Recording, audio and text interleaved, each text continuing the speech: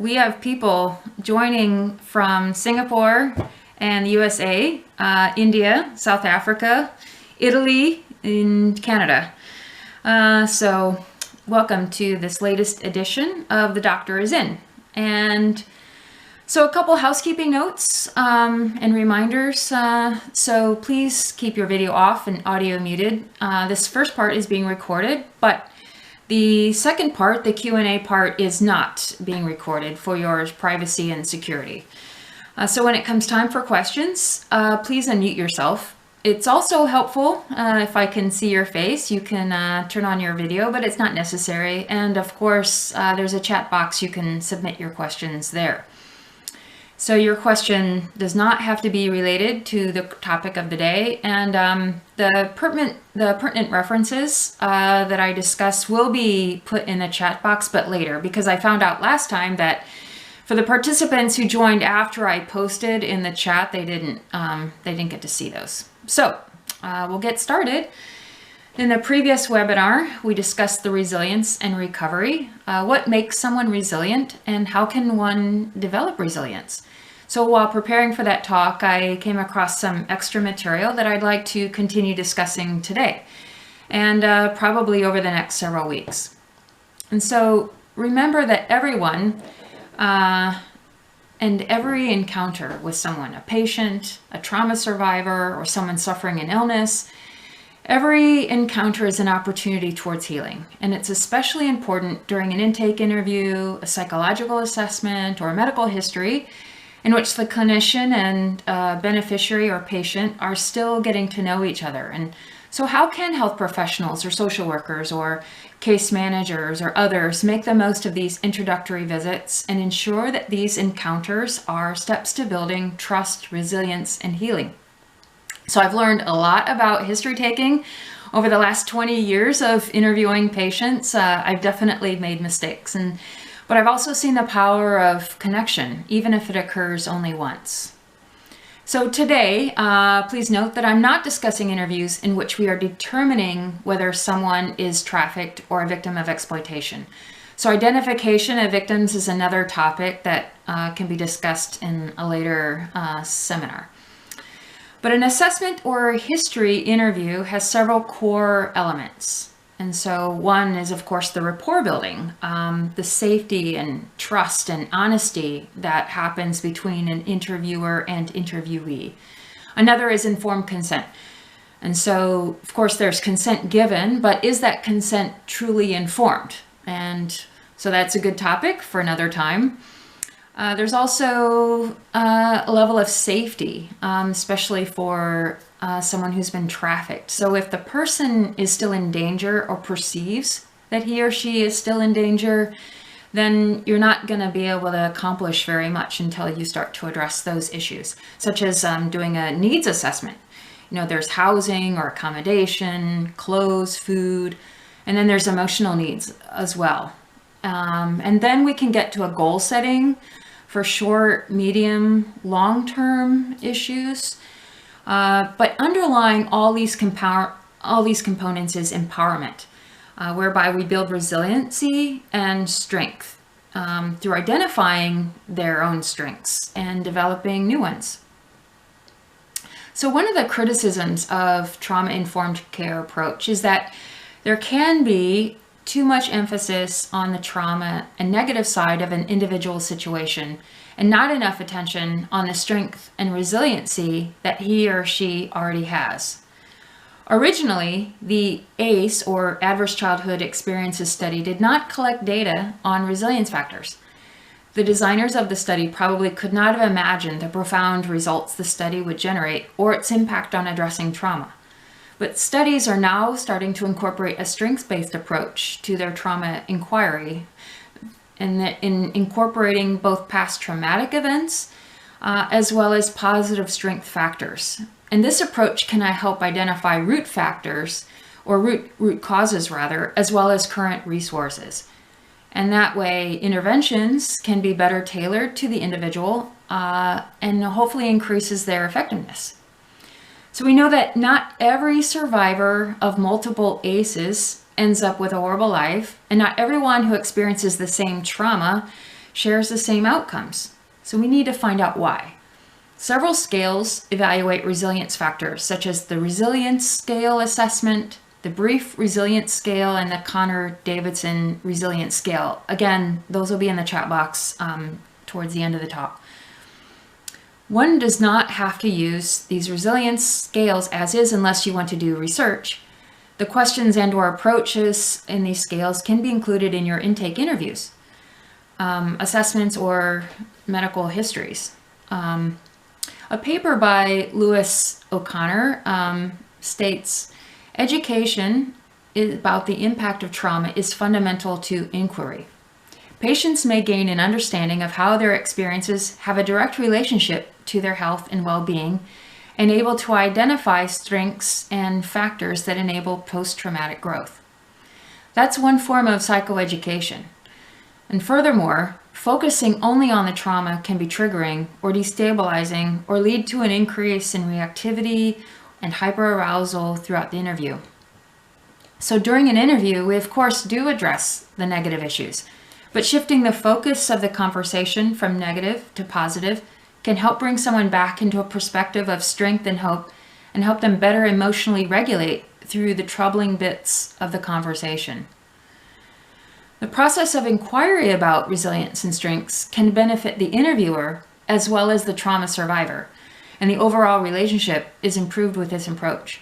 Another author states similar reasons for using strength-based questions. 1, it allows a patient to feel known in more ways than just the negative events of life and the corresponding problems. 2, it provides a fuller picture to staff so that the likelihood of armoring the hard shell that workers can develop when faced with client problems that seem insurmountable is diminished, and a sense of manageability increases. 3, it increases the likelihood that the strengths can be used during the delivery of healthcare services. 4, in research, it provides richer understanding of the relationship between the independent and dependent research variables. So when a clinician, case manager, or caregiver is faced only with the negative aspects of a client or patient's life, the situation can seem overwhelming, and it can be easy to get stuck on the negatives. Seeing the positive and the strengths helps the client as well as the clinician to have a more balanced view of the person's circumstances, as well as distill some of the next steps. So what are examples of strength-based questions?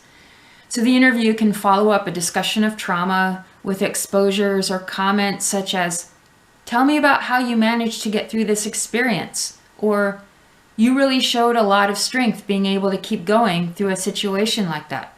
Can you tell me more about that?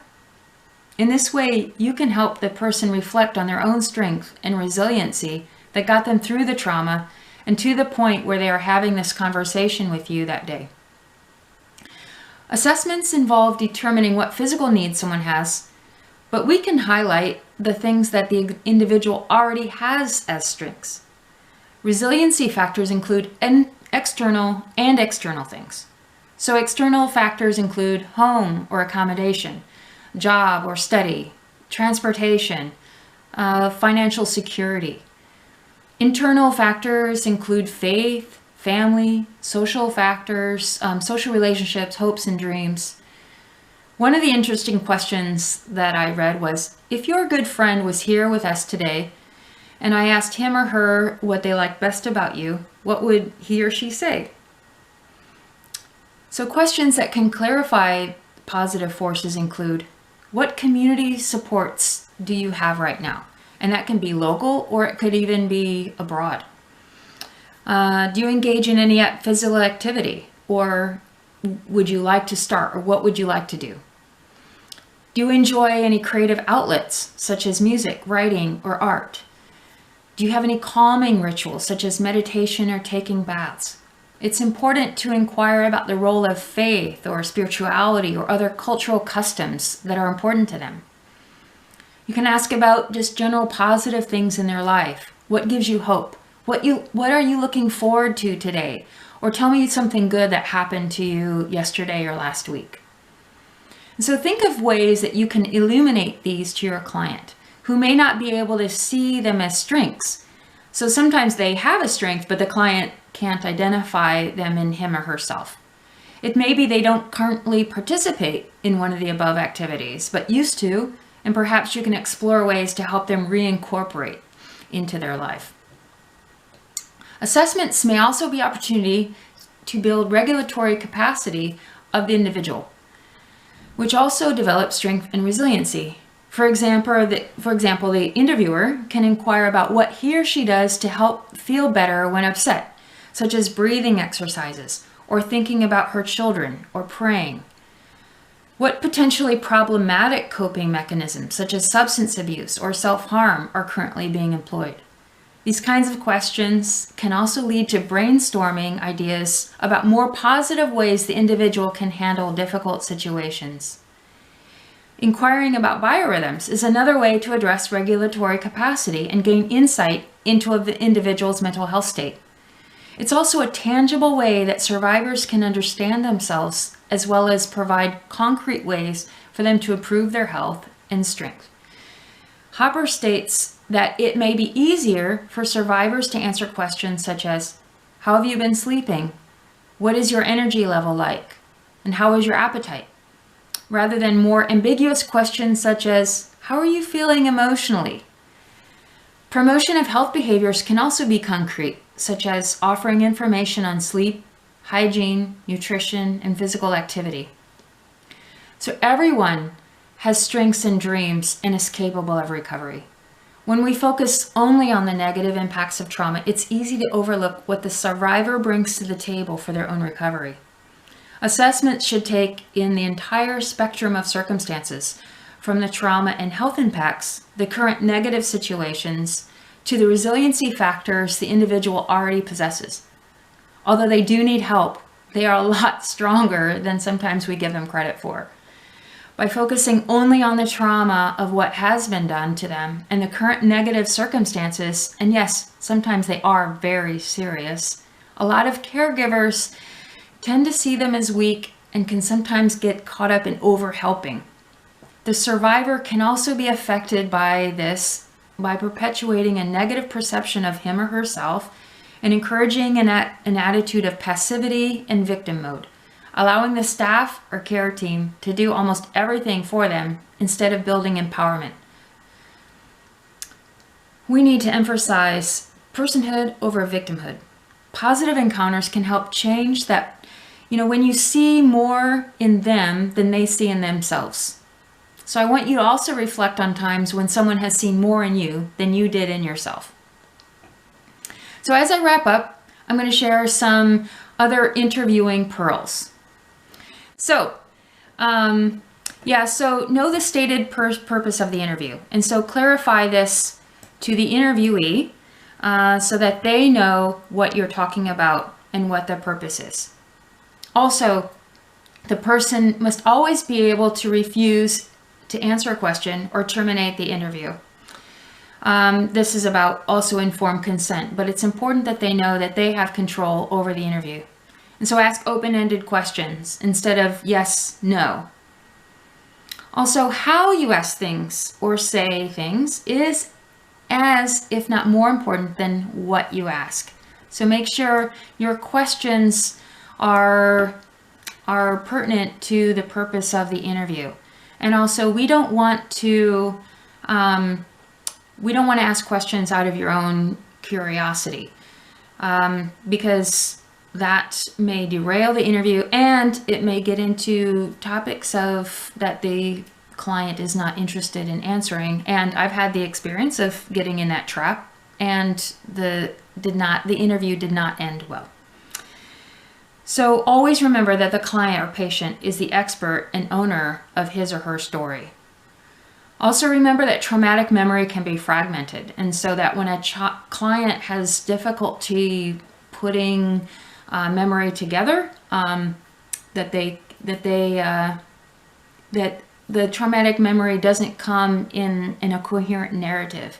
And sometimes the client herself is frustrated by this fact.